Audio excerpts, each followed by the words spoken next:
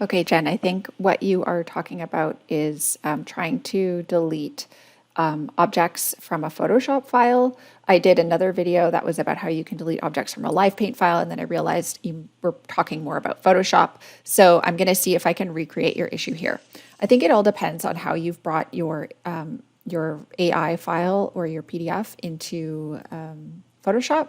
So if you, for example, do what I did, which is you just drag this Illustrator file right into Photoshop and open it like this as a page, it's going to just bring it in as a layer, and this layer has already been rasterized.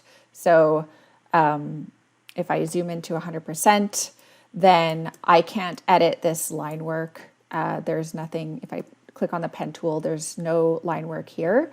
It automatically rasterizes the file, which means that if I want to erase something from this file, I can just select it and delete it, and it should, do what it's supposed to do.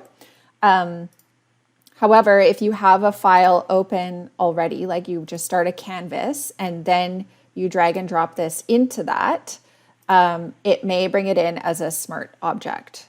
So you see the difference here with this little icon that indicates that this is a linked file and not an embedded file. When it's a linked file, that means you could update this linked file in Illustrator and the changes would be reflected automatically within this linked file.